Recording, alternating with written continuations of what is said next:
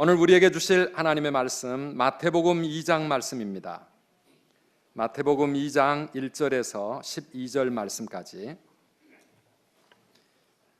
우리 함께 교독하겠습니다.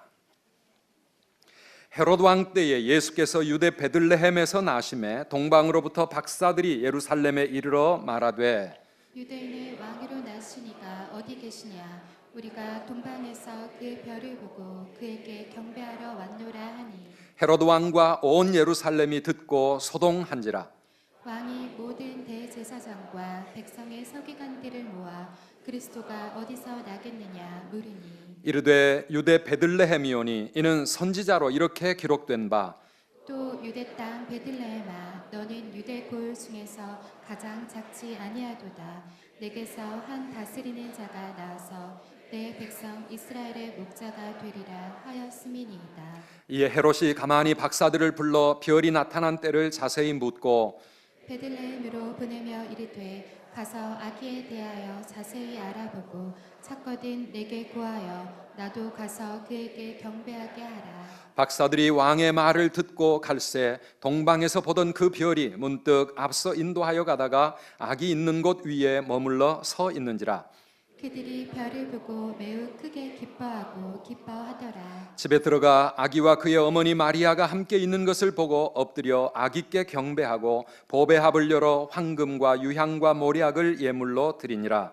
그들은 꿈에 헤롯에게로 돌아가지 말라 지시하심을 받아 다른 길로 고국에 돌아가니라. 아멘. 할렐루야. 오늘은 2016년 성탄 주일이면서 동시에 또 이 해의 마지막 송년 주일입니다. 이 해의 마지막 주일 예배를 성탄 메시지를 함께 묵상하면서 하나님께서 주시는 은혜와 또 우리를 향하신 하나님의 귀한 뜻을 깨닫는 그런 축복의 시간이 되게 하실 줄 믿습니다. 우리 선두교회가 성탄 장식을 밖에다가 아주 멋있게 우리 남전도 연합회가 나서서 했습니다. 그 장식 가운데 종탑 위에 걸려있는 큰 별이 하나 있습니다. 보셨습니까? 네. 성탄절 추리마다 별이 걸려 있는데 여기 있는 추리는 별이 큰 별이 보이지 않습니다. 대신 깜빡깜빡하는 작은 별들이 반짝거리고 있는데요. 성탄절 추리마다 꼭대기에 큰 별을 하나씩 매달아 놓습니다. 왜 그렇습니까? 바로 그 별이 동방의 박사들이 예수님 탄생하셨을 그때에 발견한 별이고 그 별을 따라 예수님을 찾아왔던 바로 그 별을 상징하는 것입니다. 이 동방의 박사들은 누구일까요? 동방이라고 하는 것은 이 이스라엘의 동쪽에 있는 어느 나라입니다. 그 나라가 페르시아일 수도 있고 바벨로니아일 수도 있고 어디일지는 여기에 명시가 되어 있지 않지만 유대 땅이 아닌 이방 나라입니다. 그곳에 있는 박사들인데 이 박사가 원어에 보면 천문을 연구하는 별을 연구하는 천문학자들이었습니다. 그런데 그들이 밤하늘의 별들을 쳐다보며 연구를 하다가 어느 날 문득 이상한 별이 하나 발견이 됐습니다. 그 별이 무슨 별일까? 그들의 마음 가운데 저 별은 유대인들이 그토록 기다리던 바로 메시아의 별일 거야. 메시아의 별일 거야. 그래서 그 별을 보고 메시아를 찾아오기 시작한 겁니다. 우리 2절 말씀입니다. 함께 읽어보시겠습니까? 유대인의 왕으로 나시니가 어디 계시냐? 우리가 동방에서 그의 별을 보고 그에게 경배하러 왔노라 하니 예루살렘에 찾아와서 유대인의 왕이 틀림없이 태어났을 것이다. 왜냐하면 우리가 동방에서 그의 별을 보고 여기까지 왔다라고 말합니다. 도대체 왜 그들은 별을 바라보고 메시아의 출현, 유대인의 왕이 났다는 것을 어떻게 알았을까요? 그들은 아마 그 당시에 흩어진 유대인들을 통해서 유대교로 개종한 이방인들이었을 거라고 생각을 합니다. 유대인들이 이방 땅에 포로로 끌려가기도 하고 디아스포라가 되어 흩어져 살았지만 그들이 여호와 하나님을 유일신을 섬기는 그들의 신앙과 그리고 탁월한 도덕적인 삶을 보면서 많은 사람들이 유대교로 개종을 합니다. 예수님 당시에 이를테면 사도행전에 나오는 고넬료와 같은 이런 사람들이 다 뭡니까? 유대교로 개종한 이방인들이었습니다. 이 천문학자들이 그래서 유대교의 신앙을 가졌고 구약 성경을 믿었고 안식일마다 유대인들과 함께 회당에 모여서 하나님의 말씀을 그들은 많이 배웠습니다. 아마 그들의 마음 가운데 민수기 24장에 나와 있는 메시아에 관한 예언이 생각났던 것 같습니다. 우리 같이 한번 읽어보시겠습니까? 내가 그를 보아도 이때의 일이 아니며 내가 그를 바라보아도 가까운 일이 아니로다. 한 별이 야곱에게서 나오며 한 규가 이스라엘에게서 일어나서 모압을 이쪽에서 저쪽까지 쳐서 무찌르고 또 셋의 자식들을 다 멸하리로다. 아멘. 여러분, 이런 구절이 있었다는 거 혹시 여러분 아셨습니까? 우리도 잘 모르는 성경 굉장히 구석진 말씀처럼 느껴지는데, 그런데 이 동방의 박사들이 이 말씀을 기억한 겁니다. 그 옛날 발람이라고 하는 선지자가 이스라엘을 축복하면서 예언했던 말이었습니다. 야곱에게서 한 별이 나올 것이다. 이스라엘에게서 한 왕, 이 규라고 하는 것은 왕의 권세를 나타내는, 왕이 손에 잡았던 왕의 홀입니다. 그래서 이스라엘에서 그렇게 우리를 통치할 왕이 야곱의 후손으로 오게 될 것인데, 그때가 되면 모압과 모든 이스라엘의 원수들이 다 멸망당할 것이다. 이런 예언을 성경이 남겨놓고 있는데, 이 천문학자들이 그 예언을 기억한 것 같아요. 아, 이상한 별이 바로 메시아의 별이다. 하나님의 약속대로 드디어 유대 땅에 메시아가 탄생했다라고 그들은 믿고서 그 메시아를 찾아서 머나먼 길을 오게 된 것입니다. 그 별이 어떤 별이었는지는 우리가 잘 알 수 없습니다. 그러나 분명한 것은 뭐냐? 9절 말씀에 보니까 박사들이 왕의 말을 듣고 갈새 동방에서 보던 그 별이 문득 앞서 인도하여 가다가 악이 있는 곳 위에 머물러 서 있는지라. 이 말씀을 보면 그냥 보통 별은 아닌 것 같아요. 하늘에 떠 있는 보통 별은 이런 표현을 할 수가 없습니다. 박사들의 길을 인도해 주었고 아기가 있는 곳 위에 머물러 섰다라고 하는 이 말은 우리가 보통 보는 그런 별 가지고는 이런 이야기가 안 되지요.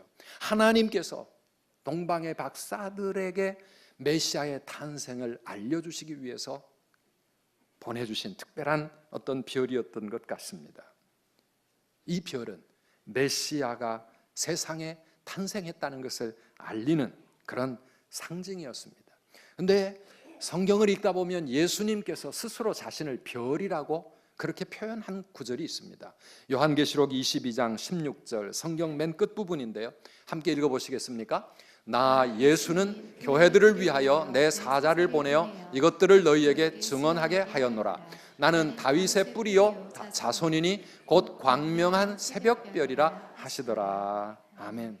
다윗의 자손으로 오신 예수님, 그분이 광명한 새벽별이라고 말씀하고 있습니다.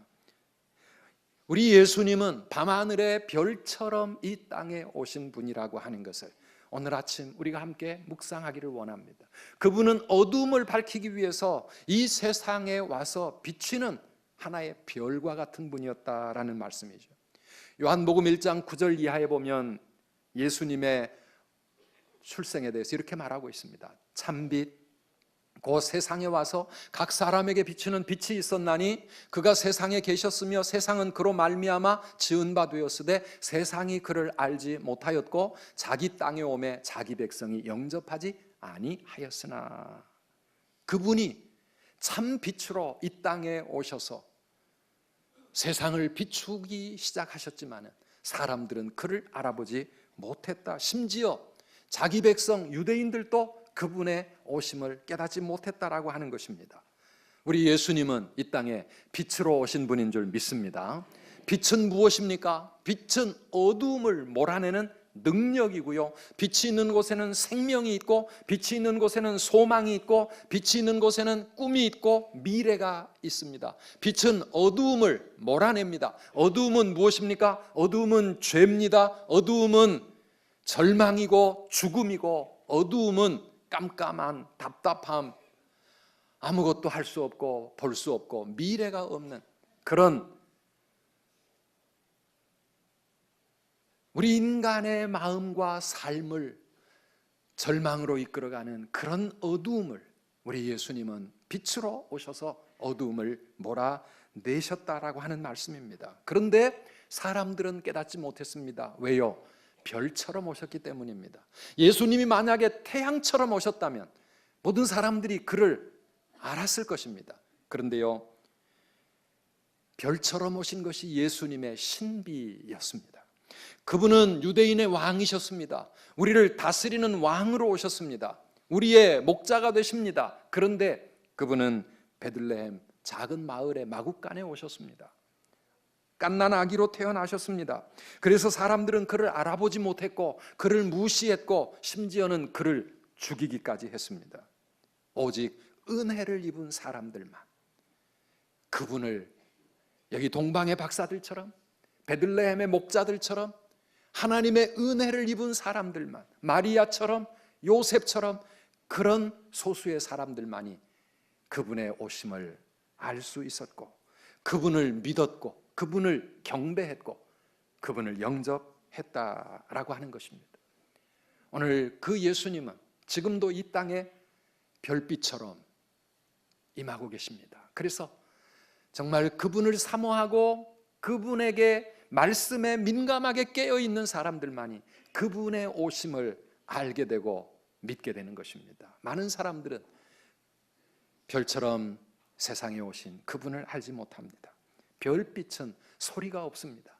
2016년 전에 이 땅에 오셨을 때에도 그분은 소리 없이 조용히 오셨습니다. 130년 전에 그분이 이 조선 땅에 오셨을 때에도 그분은 소리 없이 오셨습니다. 그러나 사랑하는 여러분, 빛이 임할 때마다 어두움이 물러가게 되는 줄 믿습니다. 빛이 임하는 곳에 참 소망이 생기고 생명의 역사가 일어나고 빛이 임하는 곳에 참된 진리가 살아나기 시작을 하는 겁니다. 사랑하는 여러분, 오늘 이 땅에 별처럼 찾아오신 예수님의 그 빛의 은혜와 축복이 정말 이 나라, 이 땅 위에 비추어지기를 주님의 이름으로 축원합니다.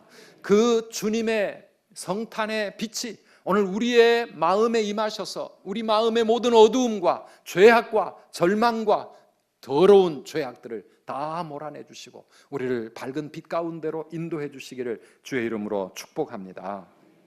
그런데 별처럼 찾아오신 그분은 그냥 멀리서 우리가 바라만 보고 끝나서는 안 되는 분이었습니다. 오늘 동방의 박사들은 저 별이 메시아의 탄생을 알리는 별이라고 하는 것을 그들이 알자마자 그들은 자리를 박차고 일어났습니다. 그들은 그 별을 따라 나섰습니다. 왜요? 그분을 만나야 되기 때문입니다. 그 동방의 박사들이 몇 사람이었는지 우리는 알지 못합니다.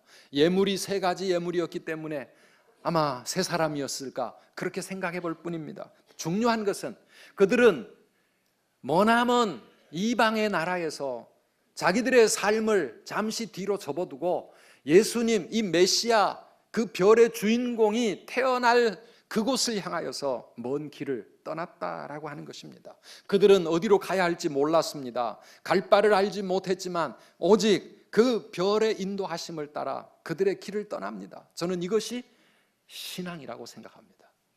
신앙생활은 하나님의 인도하심을 따라서 내 앞에 어떤 일이 기다리고 있고 예수를 믿으면 어떻게 되어지는지 잘 알지 못하지만은 별의 인도하심을 따라갔던 동방의 박사들처럼 우리를 주님께로 인도하시는 성령님의 인도하심을 우리는 따라가는 사람들인 줄 믿습니다. 그래서 별을 따라간 이 사람들은 바로 우리의 신앙의 선배들이라고 말할 수가 있습니다. 오늘 우리들도 예수님의 탄생을 이 땅에 알리고 하나님의 임재를 알리는 이 별, 성령님을 상징적으로 우리에게 보여주는 별이지요. 우리를 예수님께로 인도해 주시는 내비게이션입니다. 내비게이션이 최근에 개발이 됐지만 사실은 동방의 박사들이 별을 따라 그들의 길을 갔던 이게 바로 내비게이션 아니겠습니까? 하나님께서 예수님을 찾아 나서는 그들을 밤하늘에 빛나는 이 별, 특별한 별, 이 별을 그들의 앞길에 보내주심으로써 그들의 길을 인도하셨습니다. 누구를 만나라고요? 이 땅에 오신 하나님이신 바로 그 메시아 예수님을 만나도록 그들을 인도한 겁니다. 오늘 우리가 읽은 이 마태복음 2장에 보면 메시아를 알았지만 그를 따라 나서지 않았던 많은 사람들이 여기에 있는 것을 보게 됩니다. 4절 이하에 보면 대제사장들과 서기관들이 메시아가 어디서 태어날지를 성경을 가지고 와서 왕에게 말합니다. 유대 땅 베들레헴입니다. 왜냐하면 미가서 5장 2절에 그렇게 예언되어 있기 때문입니다. 그들은 오늘날로 말하면 목사요 아니면 신학자들과 같은 종교 지도자들이었지만은 그래서 지식적으로 신학적으로 메시아에 대해서 예수님이 그리스도가 어디에 탄생할 것을 다 알고 있었지만 성경을 알고 가르치고 있는 사람들이었지만 그들은 별을 따라 나서지 않았습니다. 헤로드 왕은 태어난 아기가 그리스도라는 것을 알았던 것 같습니다. 그래서 그 사람들을 불러가지고 그리스도가 어디서 났겠느냐 찾아보아라 물었지만 그래서 베들레헴에서 태어날 것을 성경이 예언을 했기 때문에 박사들을 베들레헴으로 가라고 가르쳐 주기는 했지만 정작 자기는 예수님을 따라 나서지 않았습니다. 오히려 그 마음속에는 그 예수님 발견만 되면 죽일 것이라고 하는 그런 무서운 마음을 품었습니다.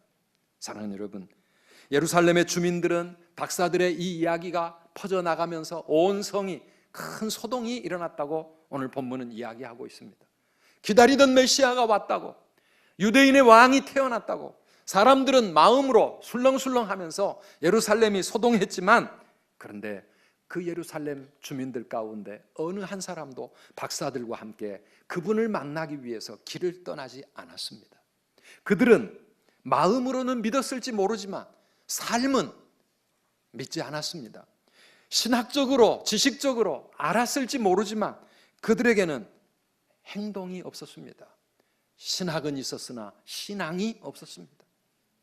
사랑하는 여러분, 오늘 우리가 신앙생활을 어쩌면 그렇게 하고 있지는 않습니까? 마음으로는 믿고 머리로도 알지만 그런데 정작 그분을 향한 결단도 없고 그분과 함께 우리의 삶을 박차고 일어나서 그분을 따라 나서는 용기도 없고 그냥 마음으로만 그런가 보다, 그냥 머리로만 인정하고 끝나버리는 신앙이라면 우리는 결코 예수님을 만날 수가 없습니다. 우리를 위해 이 땅에 오신 하나님의 이 놀라운 사랑을 우리는 깨달을 수가 없는 것입니다. 동방 박사들과 같은 살아있는 신앙인들이 되시기를 주의 이름으로 축복합니다. 그러려면은요, 별을 따라 가야 합니다. 별을 따라가는 사람들이 돼 하나님의 인도하심을 따라갈 수 있는 그런 용기와 결단이 있어야 돼요.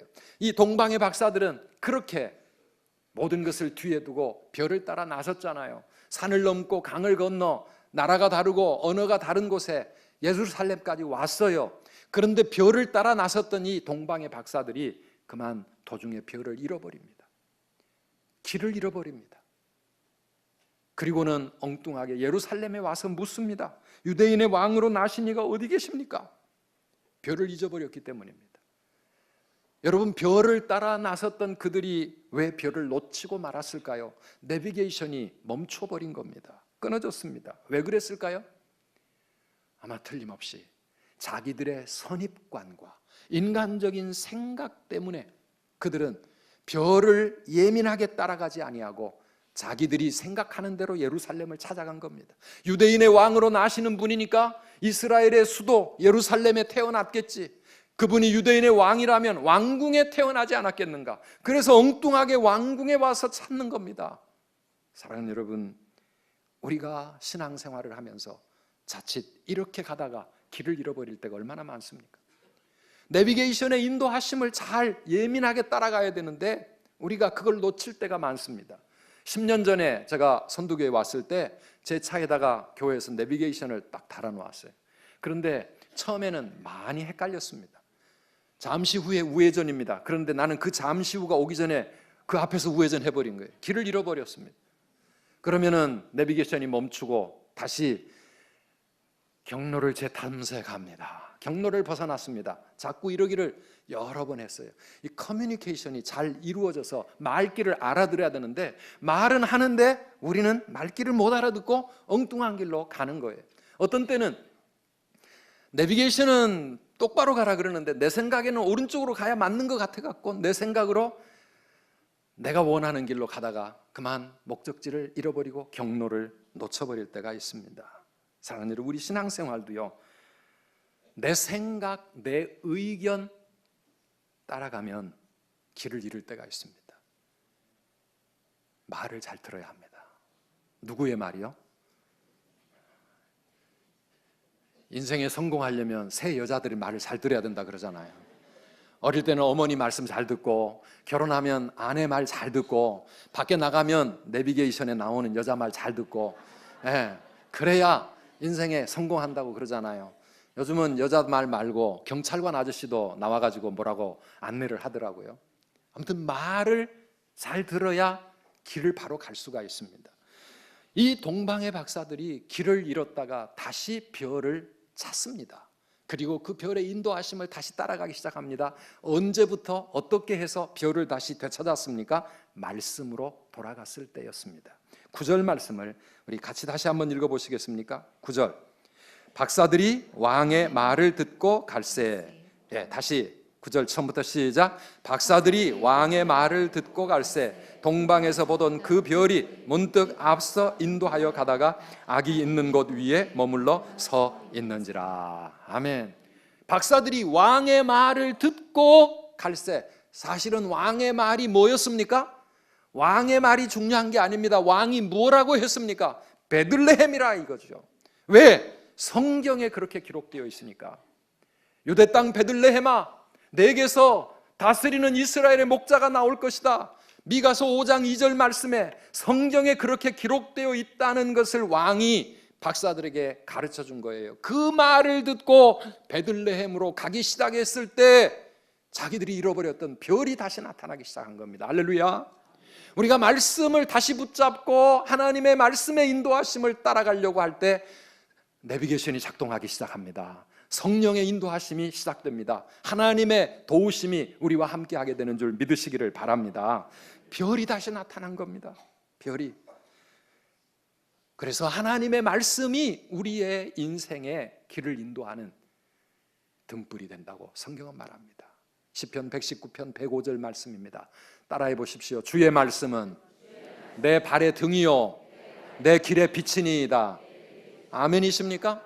우리의 어두운 인생의 길을 걸어가는 이 발걸음을 비추어주는 참된 삶의 등불, 그것이 무엇입니까? 하나님의 말씀입니다. 그래서 이 말씀을 붙잡고 순종하며 나아갈 때 우리는 길을 잃지 않습니다. 동방의 박사들이 다시 말씀으로 돌아갔을 때 별을 다시 발견하게 되고요, 그 별이 마침내 그들을 예수님 계신, 아기 계신 그곳까지 정확하게 인도해 준 것입니다. 사랑하는 여러분, 말씀 붙잡고 가시기를 축복합니다. 이 말씀 놓치면 우리도 길 잃습니다. 많은 사람들이 신앙생활은 하는데 말씀을 잡지를 않고 그때그때 자기 생각대로, 자기 좋은 대로, 세상 사람들이 가는 대로 그렇게 가면서 길을 잃고 방황합니다. 사랑하는 여러분, 여러분의 내비게이션은 고장나지 않았습니까? 지금도 살아계십니까? 보이지 않지만 저 위에 있는 하나님과 연결이 되어서 우리의 발걸음을 인도해 주셔야 되는데, 이제 2016년은 한 주간밖에 남지 않았고 새해를 준비해야 되는데, 여러분의 새해 계획 속에 꼭 반드시 포함시키시기 바랍니다. 새해에는 내가 하나님의 말씀을 더 사랑해야 되겠다, 이 말씀을 붙잡고 살아야 되겠다. 그래서 말씀을 공부하시고 말씀을 읽으시고 큐티하시고 1월 1일부터 내가 그렇게 실천하며 살아가리라. 말씀을 붙잡고 가는 길이 안전하고 든든하고 행복하고 주님이 함께 하시는 축복의 길이 될 줄 믿으시기를 바랍니다. 말씀 붙잡고 가야 돼. 내 생각 가지고 믿으시면 안 돼요. 성경에는 베들레헴이라고 말씀을 기록해 놓았는데 내 생각대로 예루살렘으로 가봐야 거기는 예수님 없습니다. 예루살렘으로 가봐야 오히려 예수님 죽이려고 하는 헤로드 왕이 있고요, 예루살렘의 불빛은 하늘에 떠 있는 별빛보다 더 밝을 수 있습니다. 그래서 우리가 그 유혹에 빠져갈 수 있습니다.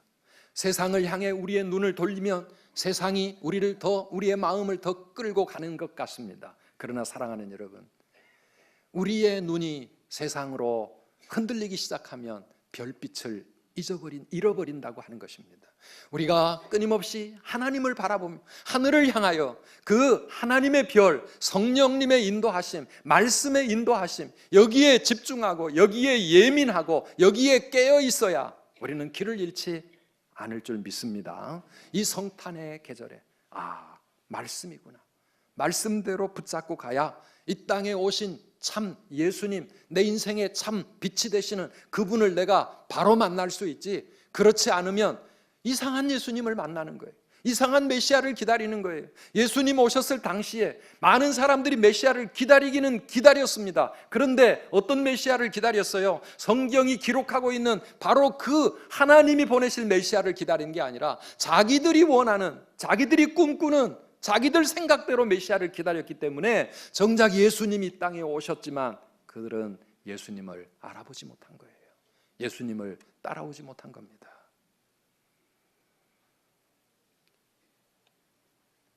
박사들이 보았던 그 별이 그들을 아기가 있는 그곳까지 정확하게 인도한 것처럼 오늘 우리에게 주신 하나님의 말씀이 우리가 가야 할 참 진리의 길, 하나님이 기뻐하시는 그 복된 길로 우리의 인생길을 인도하실 줄 믿습니다.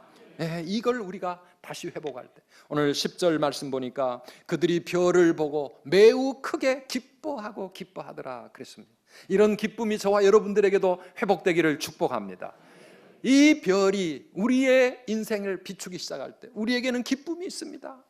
하나님이 나를 인도하시는구나, 하나님이 나와 함께 하시는구나, 하나님께서 하나님의 선하신 계획 속에 내 인생의 길을 비추고 계시는구나. 여러분, 이것을 우리가 체험하고 깨달으며 살아간다면 우리의 삶이 얼마나 감사하고 기쁘겠어요.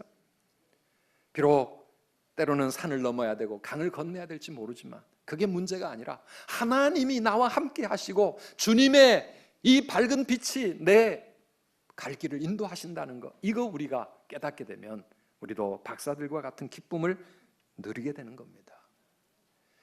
그런데 이 별을 따라간 박사들의 귀한 신앙은 거기서만 끝나지 않았습니다. 11절 말씀 함께 읽겠습니다. 집에 들어가 아기와 그의 어머니 마리아가 함께 있는 것을 보고 엎드려 아기께 경배하고 보배합을 열어 황금과 유향과 모략을 예물로 드리니라. 아멘.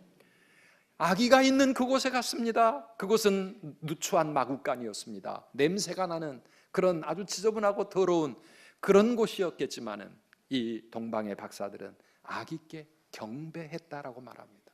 경배했다는 것은 우리가 하나님을 예배하는 월십을 말하죠. 하나님 앞에 경배하는 그러한 신앙의 모습으로 아기에게 절하고 경배하고, 그리고 가장 값진 예물을 황금과 유향과 모략과 가난했던 요셉과 마리아가 생전 보지도 만져볼 수도 없었던 이 귀한 예물을 그들은 아기 예수님께 드렸습니다.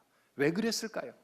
동방의 박사들, 그 지체 높은 엘리트들이 왜 그 하찮은 마구간에서 태어난 어린 아기에게 경배합니까? 왜 그 아기에게 보배합을 열어서 귀한 예물을 드립니까? 그 아기가 우리의 하나님이시라는 것을 그들은 알았기 때문입니다. 나의 하나님, 나의 왕으로 오신 분, 나의 인생의 참 목자가 되시고 내 인생의 어두움을 몰아내실 나의 빛으로 이 땅에 오신 분, 예수님이 누구신가를 알았기 때문에 이 동방의 박사들은 그 아기께 경배하고 그분께 귀한 예물을 드린 겁니다. 오늘 이 성탄절이 여기 계신 우리 모든 성도님들이 바로 그 아기 예수님께 겸손하게 엎드려 경배하며 우리의 가장 정성된 예물을 올려드리는 그런 성탄절 되시기를 축복합니다. 우리의 예물, 우리가 황금이 있습니까? 유향, 모략 다 상징적인 의미가 있는 예물들이지만은, 그러나 가장 값진 예물이 무엇입니까? 어제 우리 저녁에 주일학교 친구들이 이곳에서 성탄절을 기념해서 축하 발표회를 했습니다. 얼마나 귀여운지 몰라요. 아기들이 할 수 있는 게 뭐 대단하겠습니까마는 그들이 앞에 와서 예수님께 올려드리는 찬양, 연극, 그리고 여러 가지 순서들이 얼마나 사랑스럽고 하나님께서, 우리 예수님께서 보실 때 얼마나 기뻐하셨을까. 사랑하는 여러분, 우리가 하나님께 드릴 수 있는 가장 값진 예물은 저는 우리의 소중한 마음이라고 생각합니다. 우리의 귀한 마음, 우리의 신실한 믿음, 이 마음과 믿음을 우리 하나님 앞에 올려 드릴 수 있는 저와 여러분들이 되시기를 축원합니다. 이 동방의 박사들은 비록 이방인이었지만 그들은 우리 주님을 어떻게 섬겨야 되고 어떻게 따라야 될지를 아는 참된 신앙인들이었습니다. 오늘 우리의 마음과 삶을 다해서 이 성탄절 그냥 한번 또 왔다가 가는 그런 성탄 예배가 아니라 정말 동방의 박사들처럼 별을 따라가고 그 예수님 앞에 경배하고 그분을 우리의 왕으로, 나의 하나님으로 그렇게 예배하며 섬김으로 우리 하나님과 함께 놀라운 축복을 누리는 그런 우리 모든 성도님들 되시기를 주의 이름으로 축원합니다.